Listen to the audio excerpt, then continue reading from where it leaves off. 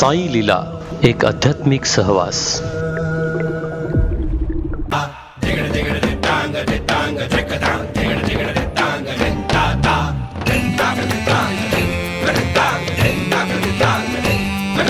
देव मामलेदार पटांगण फुलू फुलू लागले, लोक हिताला शिलेदार ही निस्वार्थी लाभले. खडतर होता मार्ग तरी पण, खडतर होता मार्ग तरी पण जागर ना थांबला. खडतर होता मार्ग तरी पण जागर ना थांबला. वसंत व्याख्यानमाला ही वसंत व्याख्यानमाला, वसंत व्याख्यानमाला आली वसंत व्याख्यानमाला. नाशिक वसंत व्याख्यानमाला. शतक महोत्सवाकडे वाटचाल करणाऱ्या नाशिक वसंत व्याख्यानमालेचं यंदा डिजिटल आयोजन. कोरोनाच्या पार्श्वभूमीवर घरात सुरक्षित रहा आणि टीव्ही दूरचित्रवाणीवर अभ्यासपूर्ण व्याख्यानांच्या ज्ञानकुंभाचा रसस्वाद अनुभवा. दिनांक 1 मे ते 31 मे 2021 पर्यंत दररोज सायंकाळी 7:10 साई लीला चॅनलवर विविध विषयांवरची व्याख्यानं ऐका. व्याख्यानांचं पुनःप्रक्षेपण दुसऱ्या दिवशी सकाळी 11 वाजता. तसेच यूट्यूबच्या माध्यमातून ओम साई लीला टीव्ही लाईव्ह स्ट्रीमिंग. भेटला स्वरलतिकेचा स्वरसागर श्री गोदेला भेटला. वसंत व्याख्यानमाला ही वसंत व्याख्यानमाला, वसंत व्याख्यानमाला आली वसंत व्याख्यानमाला.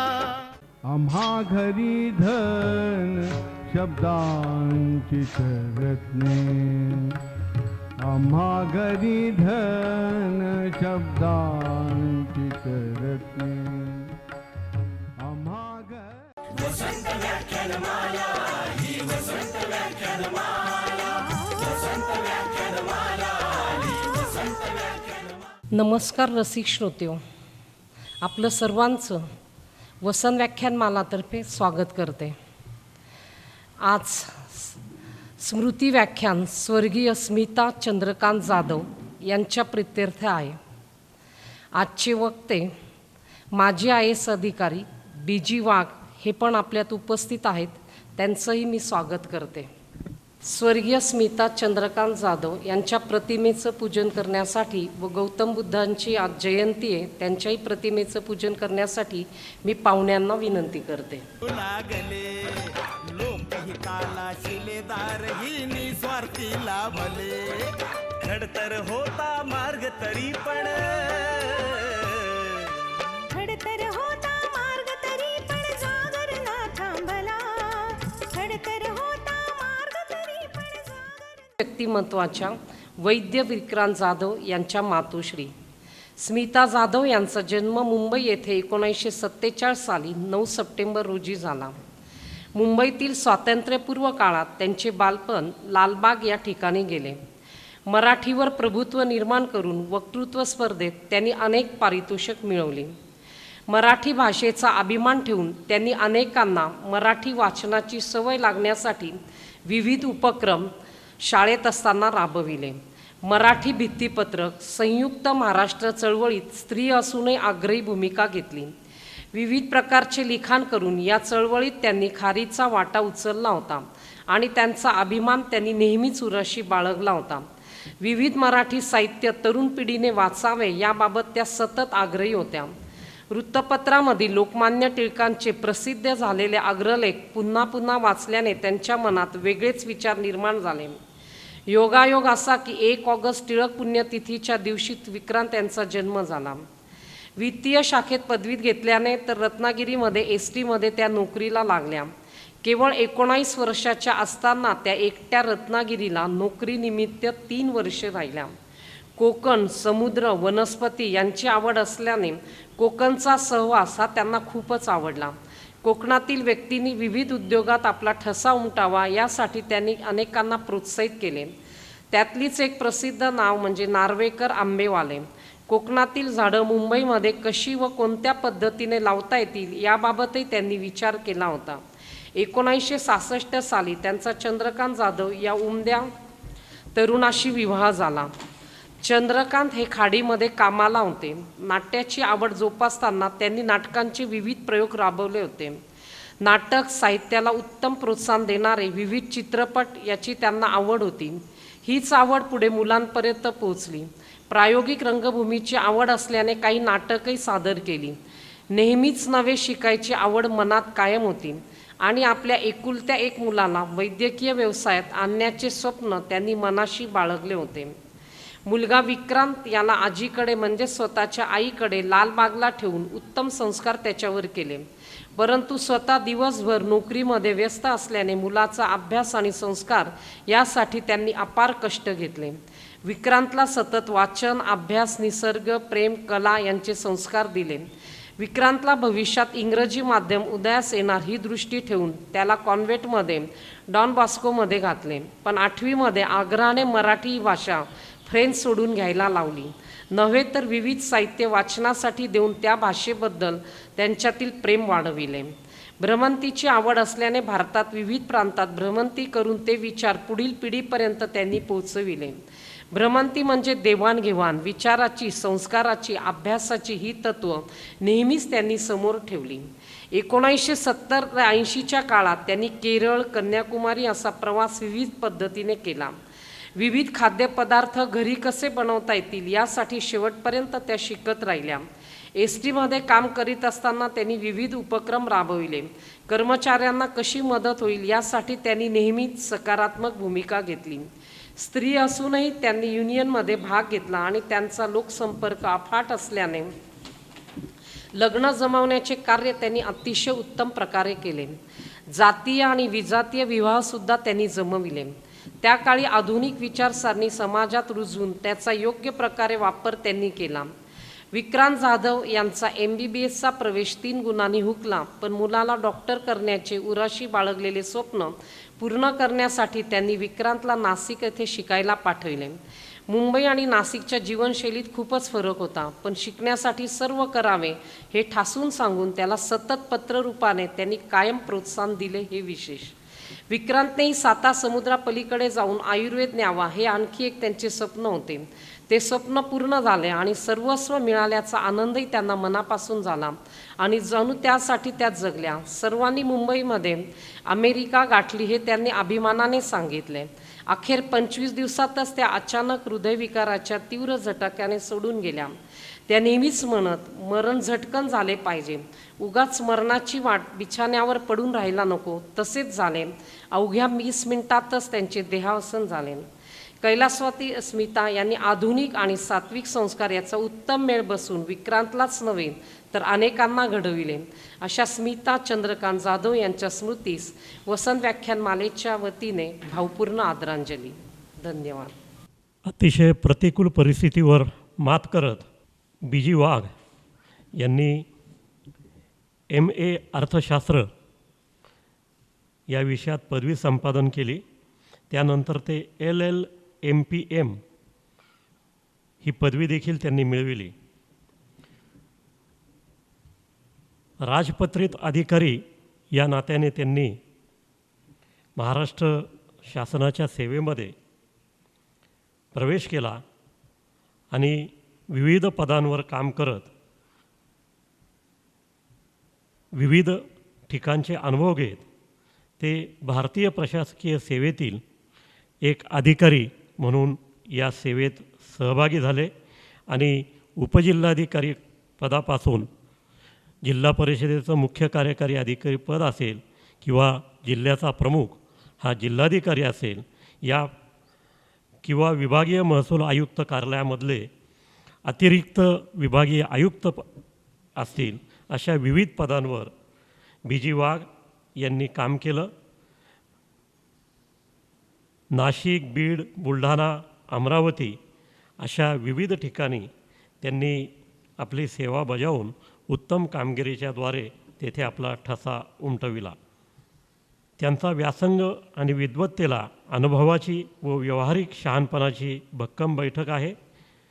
BG वाघ हे उत्तम वक्ते, तत्त्वचिंतक, कवी, कादंबरीकार, ललित लेखक आणि प्रखर प्रागतिक विचारवंत अशी त्यांची सर्वत्र ओळख आहे. तरुण वयातच त्यांना कुसुमाग्रज तथा तात्यासाहेब शिरवाडकर यांचा आशीर्वाद लाभला आणि त्या जोरावर त्यांनी सनदी अधिकारी म्हणून काम करत असतानाच साहित्याची सेवा देखील उत्तमपणे केली. त्यांच्या जीवनावर ताओ, बुद्ध, जे कृष्णमूर्ती अशा विविध व्यक्तिमत्वांचा प्रभाव पडला आणि त्यांच्या तत्त्वविचारांचा सखोल अभ्यास बी जी वाघ यांनी सुरू केला. ताओ तत्त्वज्ञान मराठीत आणण्याचे श्रेयही बी जी वाघ यांच्याकडे जाते. ताओवादाची तोंडओळख, ताओ एक निसर्ग प्रवाह, स्वतः जाणा आणि ज्ञानी व्हा, जगावे कसे इत्यादी ताओ दर्शनावरील त्यांची मराठी पुस्तके अत्यंत लोकप्रिय आहेत.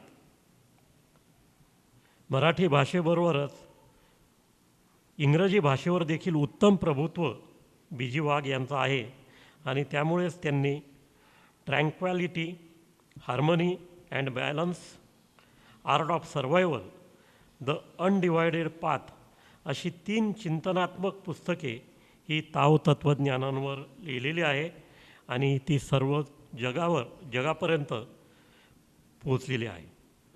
ड्रीम अँड रिॲलिटीज हे असेच इंग्रजीतील काव्यात्व विश्वचिंतन आहे.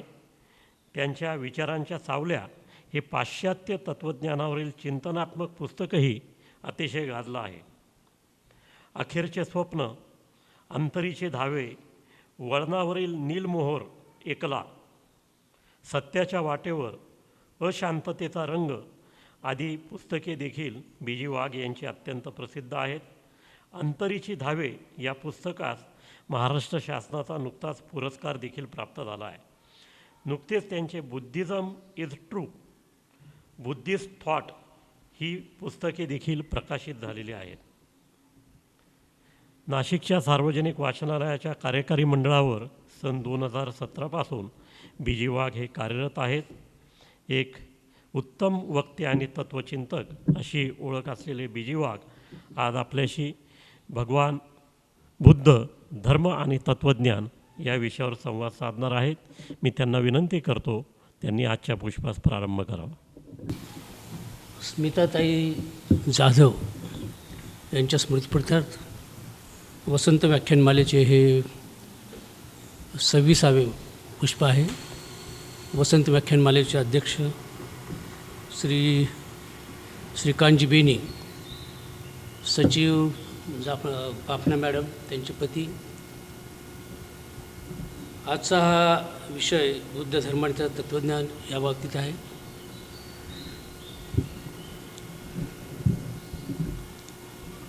सर्व संबंधितांचे मी आधी आभार मानतो, उपस्थितांचे आभार मानतो. बुद्ध धम्म आणि त्याचं तत्त्वज्ञान हा तसा गंभीर विषय आहे आणि म्हणाल तर तो सामान्य माणसांच्या समजेल अशा पद्धतीने बुद्धांनी तो सांगितल्यामुळे जगातला अत्यंत लोकप्रिय धर्म म्हणूनही तो ओळखला जातो. या धर्माचे प्रवर्तक सिद्धार्थ किंवा गौतम बुद्ध हे लुंबिनी येथे यांचा जन्म झाला आपल्याला सर्वांना माहिती आहे 483 आणि कुशिनारामध्ये त्यांचा अंत झाला. ख्रिस्तपूर्व 563 वैशाख पौर्णिमेला त्यांचा जन्म झालेला आहे आणि मृत्यू 483. जवळजवळ 80 वर्ष भगवान गौतम बुद्धांनी या पृथ्वीवर ज्ञानाचं, सत्याचं, प्रकाशाचं एक विश्व उभं केलं. मानवजातीला एक वेगळी दिशा दिली. बौद्ध धर्म हा खरं पहिला संघटित धर्म आहे किंवा आद्य धर्म आहे असं म्हणता येईल. त्याच्या आधी एक ज्यू धर्म होता, यहुदींचा धर्म. पण यहुद्यांचा धर्म हा इस्रायली लोकापुरता मर्यादित आणि इस्रायलीच्या ज्या 12 टोळ्या आहेत त्यांच्याशी संबंधित होता. तसंच पारशी धर्मही त्याच्या आधी होता, परंतु तो देखील एका ठराविक वर्गापुरता मर्यादित राहिला. तो विश्वधर्म झाला नाही. भगवान गौतम बुद्धांचा धम्म हा मात्र जगातला पहिला आद्य असा धर्म आहे जो विश्वधर्म आहे, जो कुठल्या एका जातीचा, धर्माचा, देशाचा नाही आणि तो जगभर अत्यंत निष्ठेने पाळला जातो. म्हणून या धर्माच्या तत्त्वज्ञानाविषयी आपल्याला आज चर्चा करण्यासाठी या निमित्ताने आपण इथे जमलेलो आहोत. या धर्मामागचं तत्त्वज्ञान, त्यामागची सामाजिक परिस्थिती यांचा आपण थोडक्यामध्ये आढावा घेणार आहोत. असं म्हटलं आहे की सुखो बुधानुपादो सुखा सद्धम देसना सुखा संगस्य सामग्गी समज्ञाने तपो सुखो सुखत बुद्ध जन्म सुखकर धर्मोपदेश सुखकर संघ एकता सुखद समूह तपस्या हा आपल्याला अशा तऱ्हेची समर्पण पत्रिका आहे बाबासाहेब आंबेडकरांच्या धम्म आणि बुद्ध धम्म आणि त्यांच्या तत्त्वज्ञान या पुस्तकाबाबत. तर हे बुद्धांचं जे मूळ जन्मस्थान आहे लुंबिनी आणि त्याचा शाक्य कुळातील जन्म, शुद्धोधन राजाच्या पोटी आलेला जन्म आणि मायावती त्यांची आई पत्नी यशोधरा हे आपल्याला सर्वांना माहिती आहे. जन्माच्या वेळेस बुद्ध धर्म जगातल्या सगळ्या महान पुरुषांचे कोणी धर्मज्ञ जे पुरुष असतात त्यांच्या जीवनामध्ये काहीतरी गूढता असते. त्यांच्या जन्माविषयी काही आख्यायिका असतात. ते येशू ख्रिस्ताविषयी असेल, मोहम्मद पैगंबरांविषयी असेल, झरदृष्टांविषयी असेल, जे असे स्पिरिच्युअल महान व्यक्ती आहेत त्यांच्या जन्माविषयी काही दंतकथा असतात. तसं जन्माच्या वेळेस असं भवितव्य वर्तवण्यात आलं होतं की हा जो मुलगा आहे हा तर एक तर राजा चक्रवर्ती राजा होईल किंवा संन्यासी होऊन जगाला ज्ञान देईल. शुद्धोधन राजाच असल्यामुळे त्याला या भविष्याची अतिशय चिंता वाटली. त्याला असं वाटलं की आपला मुलगा राजा हा चक्रवर्ती राजाच व्हायला हवा, संन्यासी होता कामा नये. आणि त्यामुळे अगदी लहान वयापासून बुद्धाला कुठलंही दुःख मिळू नये अशा प्रकारची व्यवस्था राजाने केली. त्याला जगातलं दुःख कळू नये म्हणून सगळ्या प्रकारचे सुखोपभोग, त्याला कुठल्याही प्रकारे गरीब माणूस दिसता कामा नये, वृद्ध माणूस दिसता कामा नये, मृत्यू त्याला कळू नये, जीवनाची जी काही दुःख आहेत ती त्याच्यापर्यंत पोहोचू नयेत म्हणून राजाने फार काळजी घेतली. आणि त्यासाठी असं म्हटलं जातं की निर्णया प्रकारचे त्यांनी एक महाल बांधले. वर्षा ऋतूत राहण्यासाठी वेगळा महाल, शरद ऋतूत राहण्यासाठी वेगळा महाल, ग्रीष्म ऋतूत राहण्यासाठी वेगळे महाल. आणि त्या बुद्धाचं जीवन आजूबाजूच्या सुखाने परिपूर्ण करून टाकलं. अनेक प्रकारच्या स्त्रिया, अनेक प्रकारची सुख अशा प्रकारे त्याच्या वाट्याला आली. परंतु बुद्ध हा लहानपणापासूनच अतिशय चिंतनशील असल्यामुळे त्याचं या सुखामध्ये कधी मन रमलं नाही आणि तो सुखामध्ये कायम अस्वस्थ होता.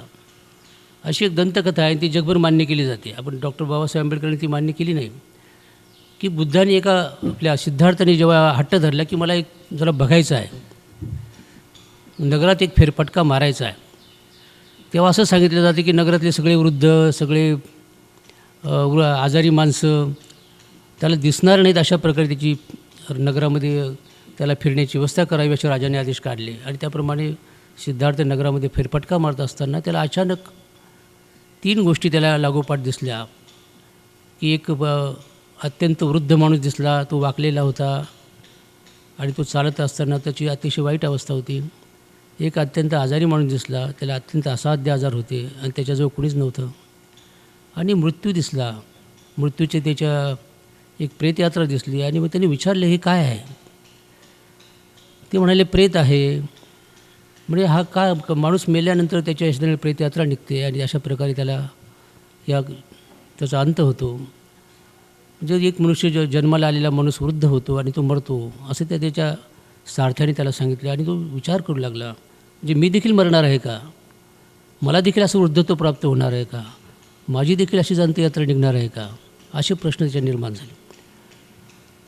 आता ही जी गोष्ट आहे ही जगभरच्या याच्यात मांडली जाते की बुद्धाने अशा प्रकारचे दर्शन झालं, जीवनाचे अतिशय भयाकुल असं दर्शन झालं. आणि त्या दर्शनामुळे तो अत्यंत व्यथित झाला.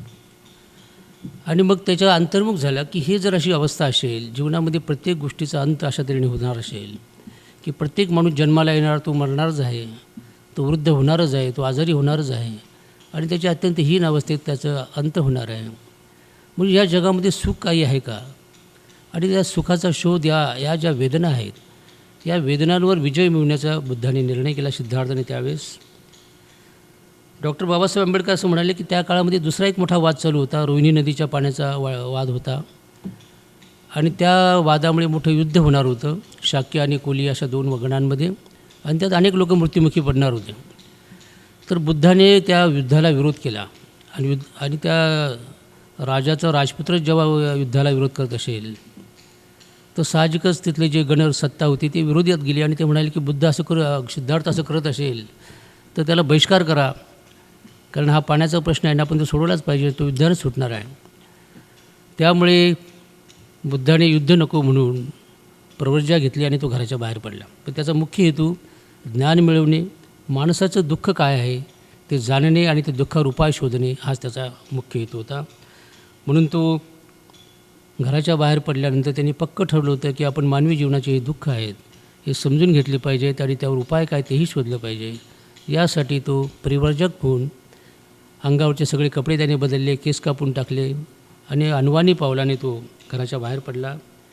कपिलवस्तूपासून राजगृहापर्यंत आला, जवळजवळ 400 किलोमीटर तो पायी झाला. नंतर बिंबिसार राजाने त्याला सांगितलं की बाबा हे तू तरुण वय आहे आणि जगातली सगळी सुखं तुझ्या दारात आहेत, तुला धर्म आणि तत्त्वज्ञान कळायचं असेल किंवा जीवनाचा अर्थ कळायचा असेल तर वृद्धत्वामध्ये हेच काम असतं. वृद्धत्वामध्ये आपल्या सगळ्या ज्या वासना आहेत त्या मेलेल्या असतात, आपण अनुभवी झालेला असतो, त्यावेळी तुला सत्यज्ञान होईल. तरुण वयामध्ये या सुखाचा त्याग करणे आणि अशा तऱ्हेने जंगलात जाणे हे योग्य नाही आहे. तो त्या सिद्धार्थाने ते शेवटी ऐकलेलं नाही आणि तो म्हणाला की कोणत्याही परिस्थितीमध्ये हे दुःखाचं कारण मला समजून घेतलं पाहिजे, कारण तारुण्यात मी वृद्धपणे शहाणा होईलच अशी काही मला गॅरंटी देता येत नाही किंवा वृद्धत्वात मला ज्ञान मिळवण्याची माझ्यात क्षमता राहील असंही मला सांगता येत नाही. त्यामुळे हेच माझं वय आहे आणि याच पद्धतीने मला जगाच्या कल्याणासाठी घराच्या बाहेर मी पडलो आहे आणि म्हणून दुःखाची कारणं मला शोधायची आहेत. आणि मग अशा तऱ्हेने तो घोर तपश्चर्याला निघालेला आहे. हे जगाच्या पाठीवर हे पहिलं उदाहरण आहे की राजपुत्र अशा तऱ्हेने सत्याच्या शोधासाठी घराच्या बाहेर पडलेला आहे आणि त्यांनी सगळ्या सुखांचा त्याग केलेला आहे. आणि तरुणामध्ये नुसता सुखाचाच त्याग केला नाही, त्याने पत्नी आणि मुलाचाही त्याग केलेला आहे. त्याचा रात्रीच्या वेळेस त्याने आपल्या घरातून बाहेर गेलेला आहे तो.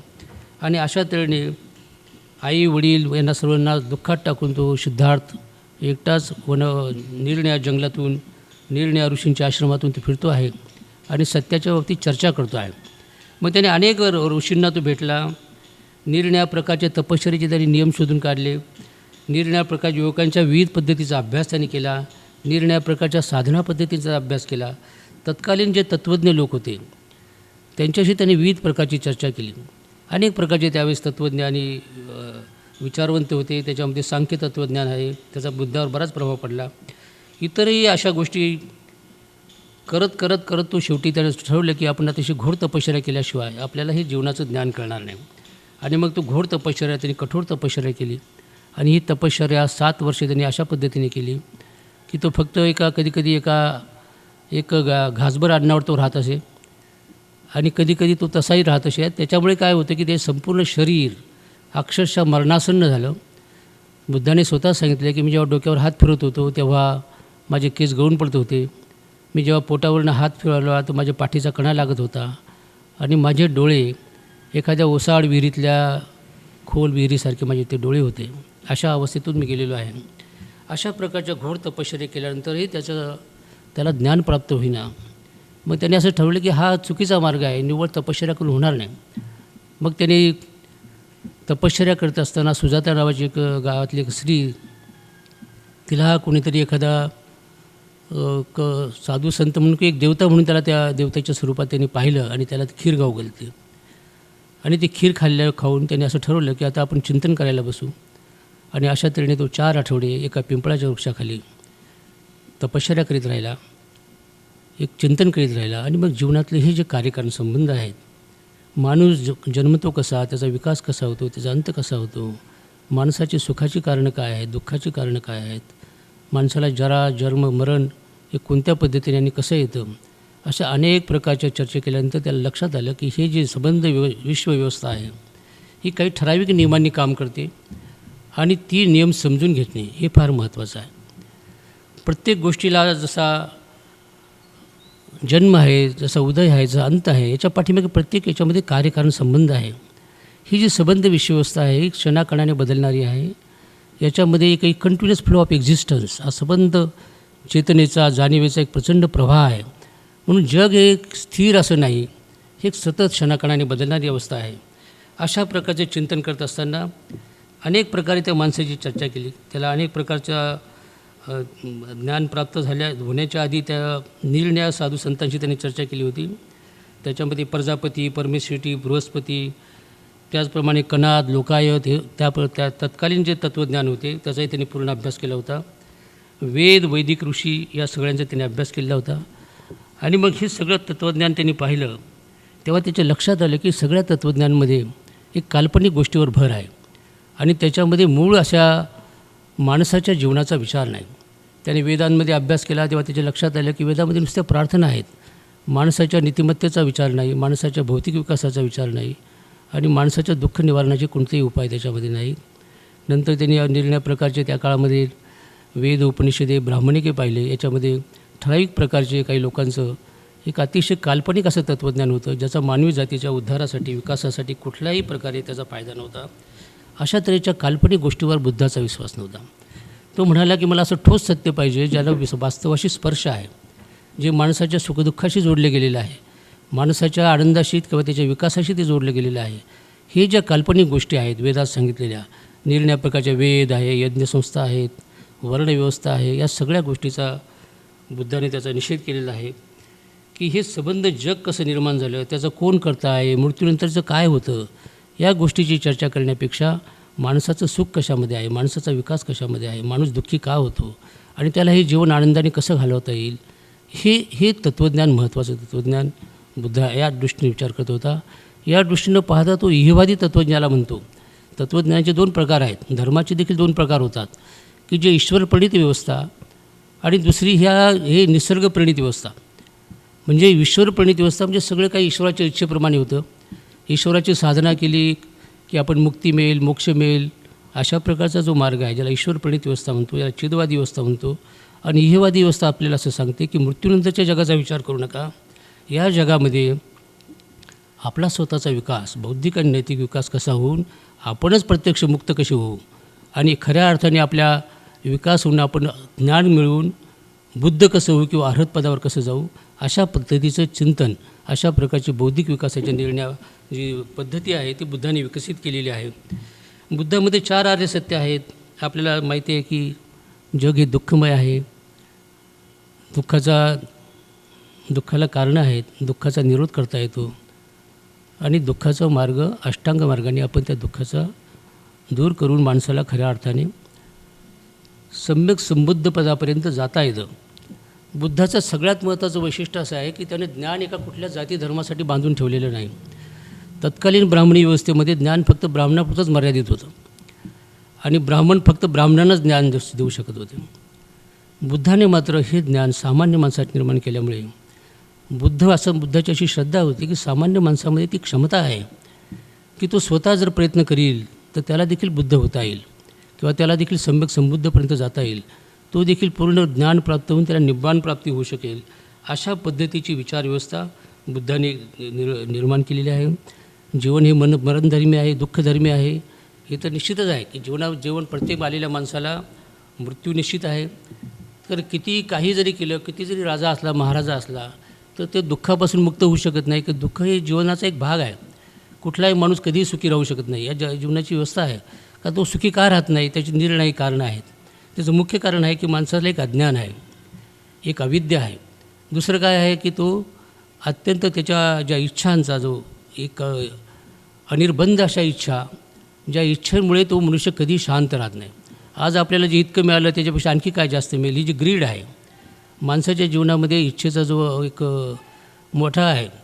पुढे एका शोपेनहावर नावाच्या बुद्धाचा जे काही अनुयायीने असं म्हटलं की जग म्हणजे हा इच्छांचा आविष्कार आहे. माणसाच्या ज्या इच्छा ज्या आहेत या इच्छामुळेच ही जगाची निर्मिती झालेली आहे. मग इच्छा ही महत्त्वाची आहे. तर माणसाची इच्छा, माणसाचा लोभ, माणसाचा अज्ञान, यामुळे माणसाला दुःख निर्माण होतं. आता अज्ञान काय आहे, लोभ काय आहे, इच्छा काय आहेत, याविषयी बुद्ध धर्मामध्ये अतिशय सखोल चिंतन आहे. आणि बुद्धाला त्यामुळेच असं म्हटलं जातं की जगातला पहिला मानसशास्त्रज्ञ हा बुद्ध होता. कारण मनाच्या इतक्या सूक्ष्म आणि अतिसूक्ष्म ज्या गोष्टी आहेत, जे बदल आहेत, माणसाच्या मनाचा जे संबंध, जे जग आहे, माणसाचं इच्छांचं, दुःखांचं, वासनांचं, हे जे निरनिराळ्या प्रकारच्या ज्या व्यवस्था आहेत, याविषयी बुद्धांनी अतिशय सखोल चिंतन केलेलं आहे. ह्या बुद्धाच्या 4 आर्य सत्यामध्ये पंचशील आहे, प्रज्ञाशील करुणा आहे, अष्टांग मार्ग आहे, 10 पारमिता आहेत आणि त्यांचा उद्देश माणसाचं नैतिक आणि भौतिक उन्नती कशी होईल हे यासाठी हे आणि नैतिक व भौतिक विकास घडवून आणणे हाच या संबंध तत्त्वज्ञानाचा मुख्य उद्देश आहे. बुद्धाचं सगळ्यात महत्त्वाचं आणखी काय असेल की बुद्धाने जर काही नाकारलं असेल तर त्यांनी वेद नाकारले, नंतर वर्णव्यवस्था नाकारली. तिसरी गोष्ट त्यांनी आत्मा नाकारला, ईश्वर नाकारला, पुनर्जन्म नाकारला आणि यासाठी त्यांनी एक विशिष्ट प्रकारचं लॉजिक किंवा तत्त्वज्ञान आपल्याला दिसतं देतं. ते तत्त्वज्ञान काय आहे की हे जग जे आहे हे संबंधपणे असं स्वतंत्र असं काही नाही. या जगाचं कुठलीही वस्तू व्यक्ती स्वतंत्र नाही. अनेक घटक एकत्र येतात आणि त्यातून एखादी वस्तू व्यक्ती तयार होते. जसं पंचमहाभूतं एकत्र येऊन माणूस तयार झालेला आहे. हे पंचमहाभूतं वेगळी झाली तर माणसाचा अंत होणार. तशीच प्रत्येक गोष्ट ही स्वतंत्र अशी कुठल्याही या जगातमध्ये विश्वामध्ये अशी कुठलीही वस्तू नाही. या संबंध जी वस्तू आणि व्यक्ती किंवा संबंध निसर्गाची जी रचना आहे ही एकमेकावर अवलंबून आहे. एक सतत हे इंडिपेंडन्स आहे, परस्परावर अवलंबून असलेली विश्ववस्था आहे. म्हणजे समजा आता ढग आले तर त्याचा संबंध पाण्याशी आहे, उष्णतेशी आहे. हे संबंध पंचमहाभूतांचा अंतर्गत समतोल आणि समन्वयातून हे जग उभं झालेलं आहे. असं पुढे ताओ तत्त्वज्ञानात सांगलं की संबंध जग अस्तित्वात का आहे की संबंध जी विश्वाची रचना अशी आहे की यामध्ये प्रत्येक जी निसर्गाची शक्ती आहे, नॅचरल फोर्सेस म्हणतो आपण, हे नॅचरल फोर्सेसचं इंटरनल असं बॅलन्स आहे आणि ह्या इंटरनल बॅलन्समुळे हे विश्व टिकून आहे. म्हणजे कसं आहे की उष्णता किती जरी वाढली तिची एक ठराविक लिमिट आहे, पाऊस किती पडला तिचं ठराविक लिमिट आहे, आपल्या नदीला कितीही महापूर आला तरी तो महापूर फार काळ टिकत नाही, वादळ किती आलं तरी फार काळ टिकणार नाही. ही निसर्गाचं जे अंतर्गत संतुलन आहे आणि त्यांचा परस्परांचा जो संमेळ आहे त्याच्यावर हे जग टिकून आहे. म्हणजेच समजा की आपल्या शरीरामध्ये अनेक प्रकारच्या पेशींचं राज्य आहे, अनेक प्रकारचे निरनिराळ्या प्रकारे केमिकल ॲक्शन आणि रिॲक्शन होतात, त्याच्यामध्ये परफेक्ट बॅलन्स असतो. पण ज्या क्षणी हा बॅलन्स ढासळतो त्या क्षणी आपण मृत्यूकडे जातो. समजा की पांढऱ्या पेशींचं प्रमाण ठरलेलं आहे, हे जर वाढत गेलं तर आपल्याला वेगवेगळ्या प्रकारचा आजार होईल आणि आपण मृत्यू पाहू. म्हणून संबंध जसं माणसाचं जीवन आहे, माणसाचं शरीर आहे, जशी ही निसर्ग व्यवस्था आहे, या निसर्ग व्यवस्थेमध्ये माणसाचं परस्पराशी असलेले संबंध याच्यावरच हे विश्व टिकून आहे. आणि हे परस्पर संबंधातले जे नैसर्गिक घटक आहेत यातलं अंतर्गत संतुलन आणि समतोल यावर विश्व टिकून आहे. याला काय म्हटलं जातं? याला म्हटलं जातं की थिअरी ऑफ डिपेंडंट ओरिजिन. हे सगळ्या गोष्टी एकमेकावर परस्पर अवलंबून आहेत. एकाचा उगम दुसऱ्याच्या अस्तित्वावर अवलंबून आहे आणि मग दुसऱ्या अशा तऱ्हेची संबंध रचना एक प्रकारे ही संबंध याच्यामध्ये आहे. म्हणून बुद्धाच्या मध्यम मार्गाचा बुद्धाने स्वीकार केलेला आहे. त्याचं कारणही ते आहे की अंतर्गत संतुलन ज्या क्षणी आपण खोतो, अंतर्गत संतुलन ज्या क्षणी नष्ट होते त्या क्षणी आपली व्यवस्था कोलॅप्स होते.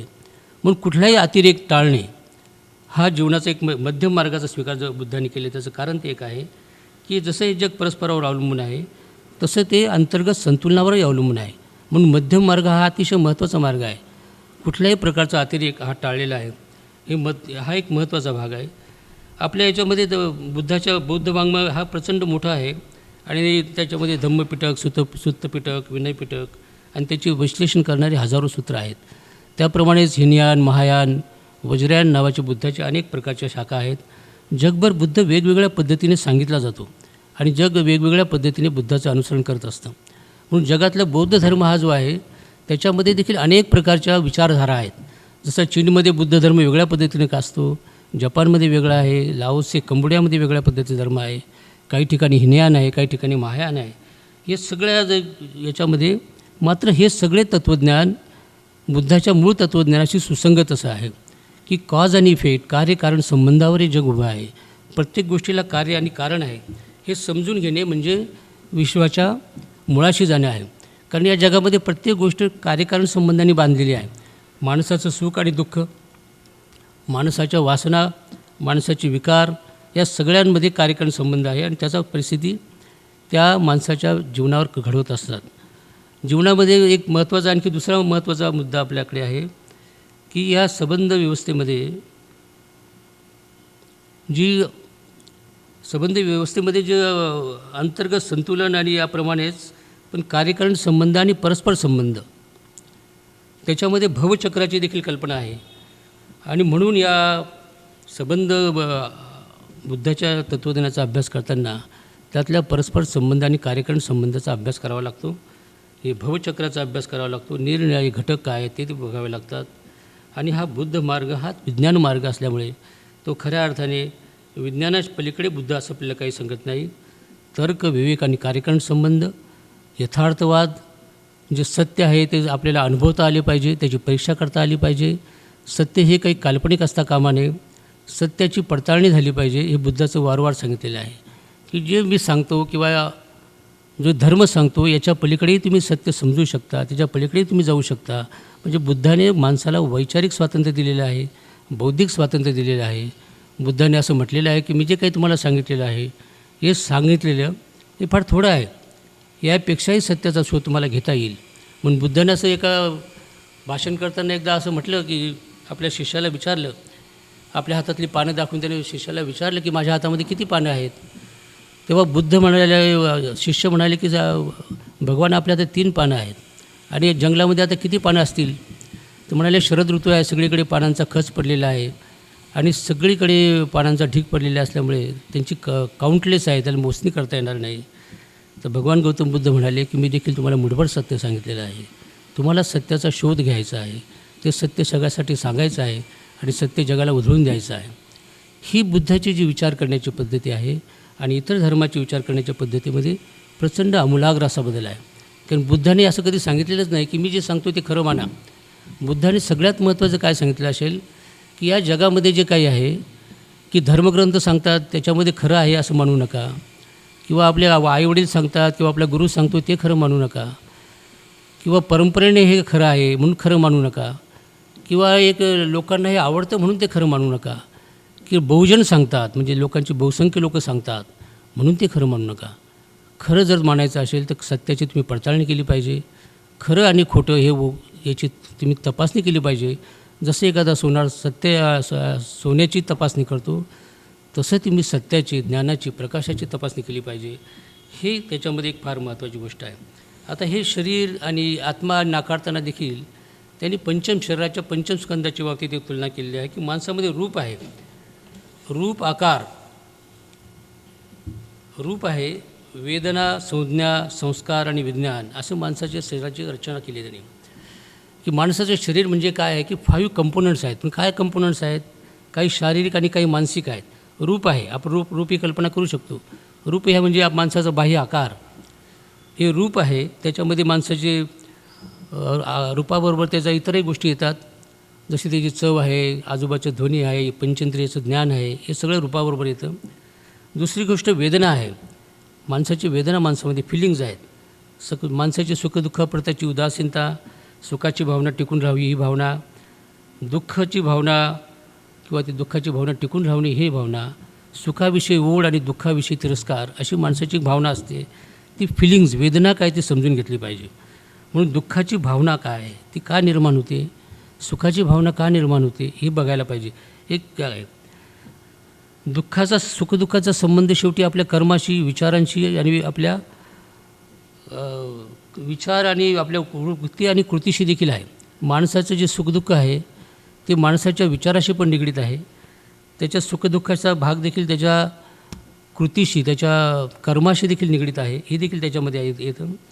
दुसरी गोष्ट आहे की संज्ञा जी आहे की विषय आणि वस्तू यातील आंतरसंबंध आपल्याला समजले पाहिजेत.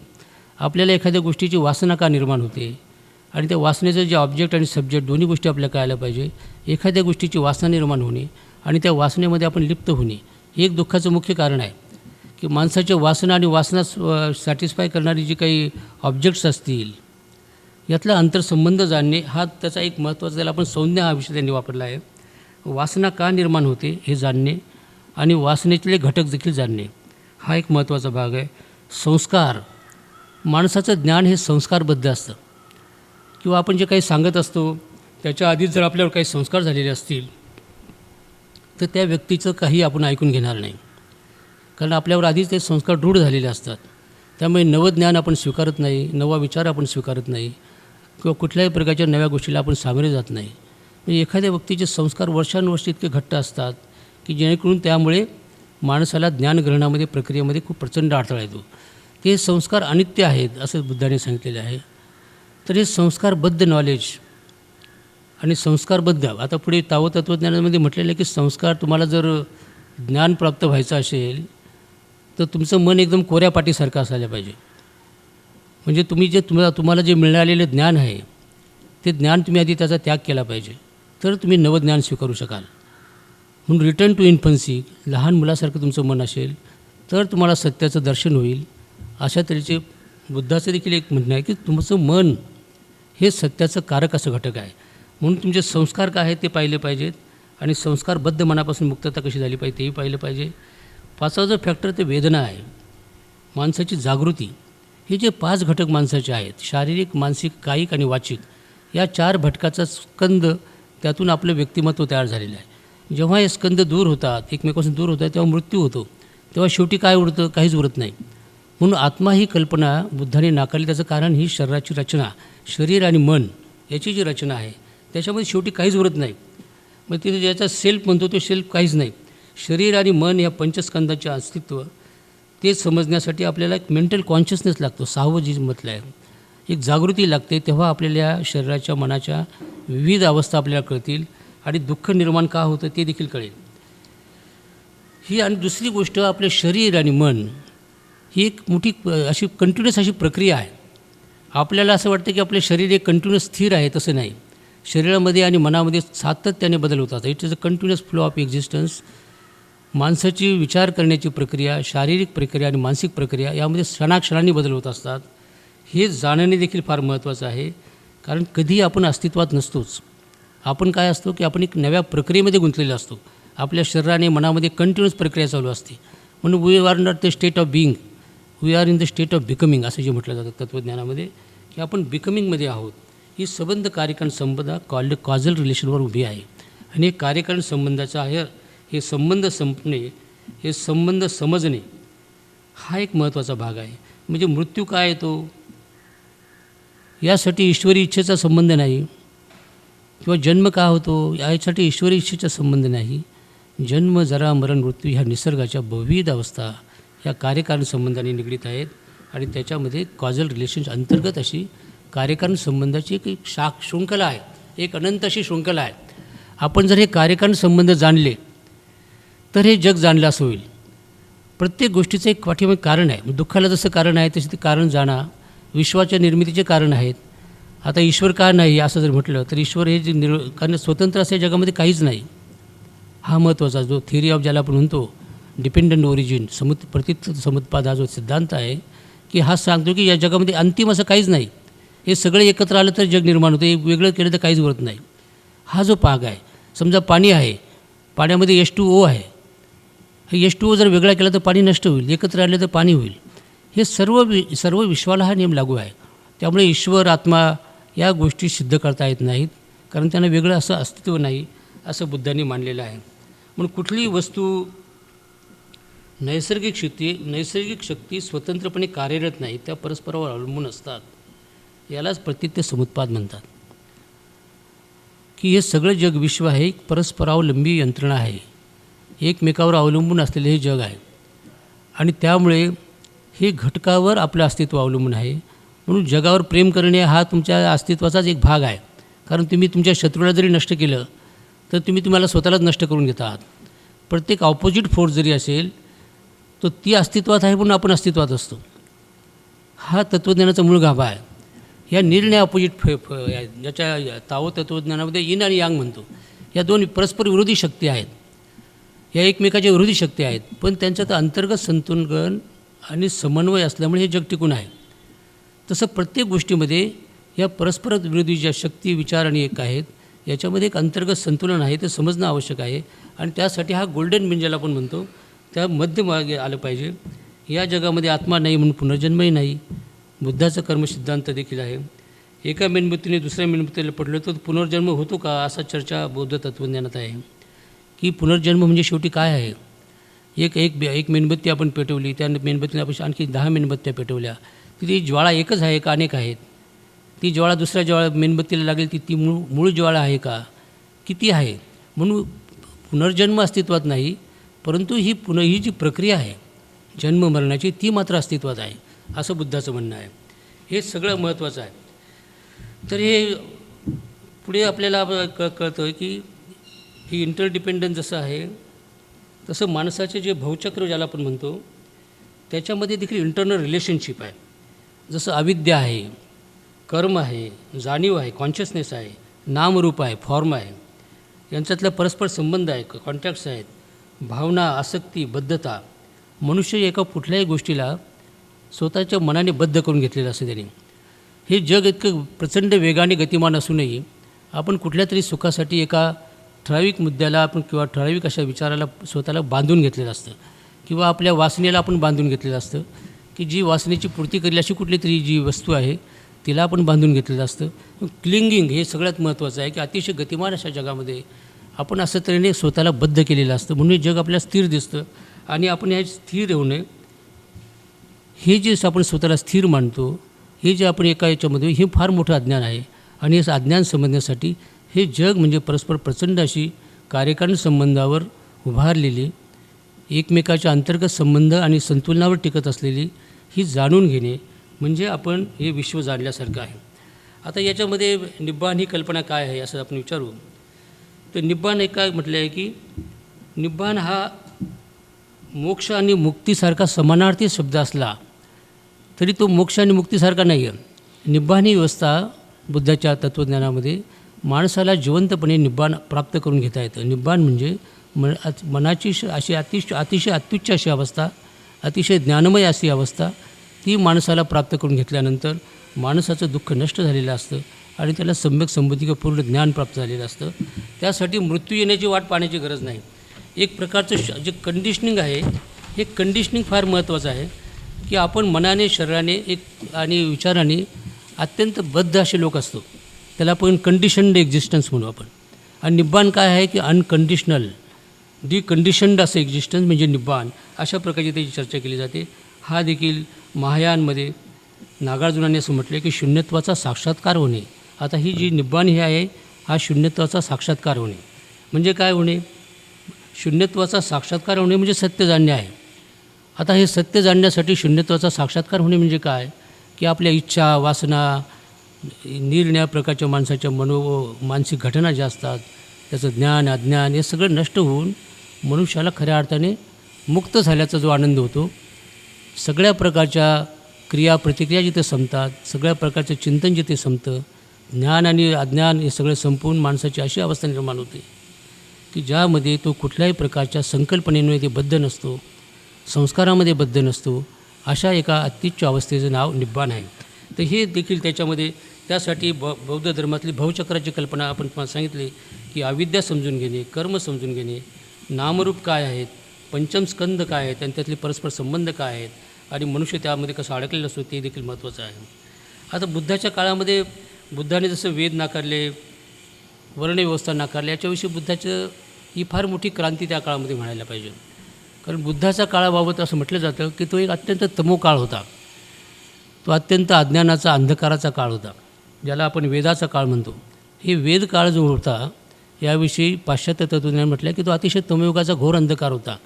कारण त्यामध्ये जी काही ज्ञान ही संकल्पना होती आणि बुद्धाची ज्ञान संकल्पना यामध्ये जमीन अस्मानचं अंतर आहे. कारण बुद्ध हा जो ज्ञान सांगतो आणि हे जे वेदोक्त व्यवस्था किंवा वेद प्रणिती व्यवस्था जे ज्ञान सांगतं याच्यामध्ये फार मोठं अंतर आहे की बुद्धाच्या तत्त्वज्ञानाचा मुख्य माणूस हा केंद्रबिंदू आहे. हा जागतिक तत्त्वज्ञानामध्ये बुद्धाचा सर्वप्रथम विचार असा आहे की तुम्ही सत्य ज्याला म्हणता, ज्ञान ज्याला म्हणता, प्रकाश ज्याला म्हणता, तो जर त्याचा मध्यवर्ती केंद्रबिंदू जर माणूस नसेल तर त्या सत्याला, त्या ज्ञानाला, त्या प्रकाशाला काही अर्थ उरणार नाही. जी वेदप्रणित व्यवस्था आहे ती बुद्धाने संपूर्णतः नाकारली आणि त्यांनी अत्याधुनिक जे आपण ज्याला ज्ञान म्हणतो या अत्याधुनिक ज्ञानसंकल्पनेचा जन्म बुद्ध देतात. जे अत्याधुनिक ज्ञानसंकल्पना विज्ञानाला अनुकूल आहे की प्रत्येक गोष्ट आपल्याला तपासून घेतली पाहिजे, ती समजून घेतली पाहिजे, ती आपल्याला काल्पनिक असता कामा नये, तिचा वस्तुतेशी व्यवहाराशी संबंध असला पाहिजे. ही यथार्थवादी जाणीव ही म्हणजे ज्ञान आहे. केवळ काय स्वर्ग आहे की नाही, नरक आहे किंवा नाही, माणसाच्या मृत्यूनंतर त्याला कुठे जायचं आहे, तो जन्म कसा घेतो, या गोष्टीला तर्काचा, विवेकाचा, विज्ञानाचा आधार नाही. की अष्टांग मार्ग शेवटी काय आहे की सम्यक दृष्टी हा आता बुद्धाचा अष्टांग मार्ग हा जो प्रकार आहे याच्यामध्ये सम्यक दृष्टी, राईट परसेप्शन हा एक महत्त्वाचा भाग आहे. आता जगामध्ये कुठल्याही वस्तुस्थितीकडे आपण कसं पाहतो आणि त्या वस्तुस्थितीचा आपण काय अर्थ काढतो यावर हे जगाचं आपलं ज्ञान अवलंबून असतं. राईट परसेप्शन म्हणून बुद्धाचं मुख्य तत्त्व राईट, एखाद्या वस्तुस्थितीकडे सर्वांगाने निहाळा आणि मध्यावर या, तर आपल्याला वस्तुस्थिती कळेल. एखादी वस्तू, कुठलीही वस्तुस्थिती असेल ती जाणायची असेल तर आपल्याला तिचं सर्वांगाने ती निहाळलं पाहिजे. ते सगळ्या कक्षा आपल्याला कळल्या पाहिजेत आणि मग मध्यावर या, ज्याला इंटरनल बॅलन्स म्हणतो किंवा ज्याला गोल्डन मीन म्हणतो, तेव्हा आपण सत्याच्या जवळ जातो. हा एक महत्त्वाचा विचार म्हणजे राईट परसेप्शन. जगामध्ये जे दुःख आहे ते कारण काय आहे की माणूस चुकीच्या पद्धतीने पाहतो, चुकीच्या पद्धतीने विचार करतो, चुकीच्या पद्धतीने कृती करतो. म्हणून राईट परसेप्शन हा बुद्धाच्या तत्त्वज्ञानातला जो अष्टांग मार्ग आहे ते फार महत्त्वाचा आहे. सम्यक संकल्प हे सगळे माणसाच्या विकासाचे भाग आहेत. माणूस अज्ञानामुळेच दुःख भोगतो, तो कुठल्या ईश्वरी इच्छेमुळे दुःख भोगत नाही. म्हणून माणसाने काय पाहिलं पाहिजे, स्वतःच्या आत्मज्ञानाकडे वळलं पाहिजे. आपल्याला ज्ञान होतं म्हणजे काय होतं, ज्ञान म्हणजे नेमकं काय आहे, हे सगळं पाहण्यासाठी तुम्हाला हे अष्टांग मार्ग तुम्हाला मदत करतात. राईट परसेप्शन, सम्यक संकल्प, आपला संकल्प काय आहे ते पाहिलं पाहिजे. आपल्याला ज्ञान मिळवता येते काय, आपला हेतू काय आहे ज्ञान मिळवण्याचा, हे सगळे सम्यक संकल्पामध्ये उरतात. सम्यक वाचा, खरं बोलणे आणि यथार्थ बोलणे, अभ्यास करून बोलणे किंवा माहिती नसताना माहिती असं सांगणे, हे सगळ्या गोष्टी आपल्याला टाळल्या पाहिजे. सम्यक वाचा म्हणजे खरं बोलणे, ज्ञानपूर्ण बोलणे, हेतूपूर्ण बोलणे, योग्य तितकेच बोलणे, या सगळ्या त्याच्यामध्ये आल्या. सम्यक कर्मांत, माणसाचे कर्मांत एक महत्त्वाचे सिद्धांत आहे की सम्यक कर्मांत कसं जगावं, कसले कर्म करावेत. प्रत्येक कर्म हे सम्यक असलं पाहिजे. सम्यक या शब्दाचा अर्थ काय आहे, मिडल किंवा ज्याला गोल्डन बॅलन्स म्हणतो आपण, कुठलाही अतिरेक नाही या अर्थाने सम्यक शब्द वापरला जातो. सम्यक कर्मांत, सम्यक आजीविका, माणसाने आपलं जे जीवन, रोजचं जीवन आहे, आपण जे अन्न कमवतो तो मार्ग शुद्ध असला पाहिजे. तो कुठल्याही प्रकारे वाईट मार्गाने आपण संपत्ती मिळवता कामा नये. चांगल्या मार्गाने संपत्ती मिळवली पाहिजे आणि चांगल्या पद्धतीने वापर केला पाहिजे. याला सम्यक आजीविका म्हणतात. सम्यक व्यायाम, हे जे स्पिरिच्युअल एक्सरसाइज आहेत यासाठी सम्यक व्यायाम हा शब्द वापरला आहे की आपण त्या मार्गाने प्रयत्न केले पाहिजेत, आपण ज्ञानाकडे जाण्यासाठी प्रयत्न केले पाहिजेत. सम्यक स्मृती, आपण काय चुका केलेल्या आहेत याचं आपल्याला जाणीव असली पाहिजे, आपल्याला काय करायचं आहे त्याची जाणीव असली पाहिजे. ही एक प्रकारचा जागृतीचा भाग आहे. सम्यक स्मृती असली पाहिजे आणि सम्यक समाधी असली पाहिजे. म्हणजे माणसाचा बौद्धिक, नैतिक विकास स्वातंत्र्य, समतेसह आणि माणसाच्या सगळं बौद्धिक क्षमतेचा विकास करण्यासाठी हे अष्टांग मार्ग आहेत. प्रज्ञाशील करुणा असा कार्यकारण संबंध बुद्धाच्या तत्त्वज्ञानाच्या सगळ्या शाखा ज्या आहेत, जगभरच्या शाखा आपण जेव्हा पाहतो त्याच्यामध्ये जसं महायान आहे, हिनयान आहे, वज्रयान नावाचं आणखी एक आहे, या सगळ्या शाखांमध्ये निरनिराळ्या प्रकारचे फार मोठी अशी विचारवंत होऊन गेलेले आहेत. जसे बुद्धघोष आहे, अश्वघोष आहे, नागार्जुन आहे, वसुबंधू आहे. चिनी किंवा तिबेटी तत्त्वज्ञ फार मोठ्या प्रमाणात एक जगभरचे अशा तऱ्हेने बुद्ध तत्त्वज्ञानाचा अभ्यास केलेले अत्यंत महान असे विचारवंत निरनिराळ्या परंपरेमध्ये झालेले आहेत आणि त्यांना बोधिसत्व म्हणून देखील आलेले आहे. आता बोधिसत्व काय आहे अशी कल्पना आहे. प्रतिकाबुद्ध, बोधिसत्व, सम्यक आरती काय कल्पना आहे आणि सम्यक संबुद्ध ही काय कल्पना आहे, हे पण बुद्धाने सांगितलेलं आहे की प्रत्येकामध्ये बुद्ध होण्याची क्षमता आहे. हे आपण लक्षात घ्या. ही फार महत्त्वाची गोष्ट आहे. त्याने सामान्य माणसाला कधीही कमी लेखलेलं नाही. त्याने हे सांगितलेलं आहे की हे प्रत्येक माणसामध्ये ती नैसर्गिक क्षमता आहे सम्यक संबुद्ध होण्याची. प्रतिकाबुद्धा, नंतर बोधिसत्व हा प्रत्येक ज्ञानाच्या सगळ्या शाखा पारंगत असलेला आणि बुद्ध होण्याच्या योग्यतेचा मनुष्य, परंतु तो जगाच्या कल्याणासाठी बुद्धत्व स्वीकारत नाही आणि तो जगाच्या कल्याणासाठी कार्यरत राहतो. जसं डॉक्टर आंबेडकरांना बोधिसत्व म्हणतात, बाबासाहेब आंबेडकरांना. तर बोधिसत्व का म्हणतात की त्या पातळीवरतीच गेलेले आहेत, परंतु जगाच्या कल्याणासाठी त्यांनी तो मार्ग सोडून जगातल्या माणसाचं दुःख दूर कसं करता येईल हे बघितलेलं आहे. तर हे सगळ्या कल्पना आपल्याला या बुद्ध तत्त्वज्ञानामध्ये आहेत. बुद्धाच्या वर्णव्यवस्थेला बुद्धाने प्रचंड विरोध केला. खरा म्हणजे बुद्धाचा प्रभाव अतिशय असाधारण राहिलेला आहे. बुद्धाचा प्रभाव सगळ्या जगावर राहिलेला आहे. आजही बुद्ध तत्त्वज्ञान जगातलं सगळ्यात लोकप्रिय तत्त्वज्ञान आहे. तर हे बुद्धाचा प्रभाव असाधारण आहे. त्याच्यामध्ये जो मनुष्य राजे महाराजे बुद्धाला भेटायला गेले ते त्याला शरण गेले, जे ब्राह्मण त्याला भेटायला गेले ते त्याला शरण गेले, जे ऋषी त्याला भेटायला गेले ते त्याला शरण गेले. बुद्धाचा प्रभाव, बुद्धाचं व्यक्तिमत्व अत्यंत प्रभावी होतं. बुद्ध दिसायला अत्यंत सुंदर आणि त्याचं रूप पाहण्यासाठी देखील गर्दी होत असे. तर हे बुद्धाचं अत्यंत सुंदर रूप, बाह्य रूप देखील अत्यंत सुंदर होतं आणि बुद्धाचा प्रभाव जाणता. तर आता बुद्धाने जे त्याचा संघामध्ये जे कोण लोक घेतले असं त्याच्याकडे जर बघितलं आपण तर त्याच्यामध्ये अतिशय विद्वान लोक आहेत. जसं कश्यप, सारीपुत्त, महामोगलान, राजा बिंबिसार, राजा पसेंजित असे जे सगळे राजे आहेत, हे सगळे राजांनी बौद्ध धर्म स्वीकारला त्या काळामध्ये. म्हणजे बुद्धाने आपला धर्म कुठल्याही जाती धर्मासाठी मुक्त केलेला आहे. त्याने कधी असं म्हटलं नाही की या अमुक जातीचं आहे का. आणि बुद्ध एकदा त्या माणसाने बुद्धाच्या संघामध्ये प्रवेश केल्यानंतर त्याला बौद्ध गुरु होण्याचे सगळे अधिकार पण दिलेले आहेत. म्हणजे आम्रपालीने देखील त्या गाथा लिहिलेल्या आहेत. त्याच्यामध्ये जसा जातपात वर्णभेद त्यांनी केलेलाच नाही, पण त्याच्यामध्ये दरोडेखोर देखील त्यांनी घेतलेले आहेत. जसं आपल्याला अंगुलीमाल आहे, इतरही 500 दरोडेखोर स्वतः बुद्धाने त्यांना दीक्षा दिलेली आहे. अशा तऱ्हेने हा धर्म बहुजन हिताय, बहुजन सुखाय, बहुजन कंपाय, अनुकंपाय असा जो आहे या धर्माचा प्रवास अशा तऱ्हेने अत्यंत क्रांतिकारक राहिलेला आहे. आता बुद्धाला जे भेटले ते सर्व शरण गेले. अशोकाच्या काळामध्ये बौद्ध धर्म हा भारतभरच नाही तर तो जगभर पसरला. तो थेट ग्रीक आणि रोमपर्यंत गेला. तो इकडे अफगाणिस्तानमध्ये सगळा बौद्ध धर्मीय होते, काश्मीर बौद्ध धर्मीय होतं. ही संबंध जी आज पाकिस्तान वगैरे जो भाग आहे संपूर्णपणे बौद्ध धर्मीय असे लोक होते.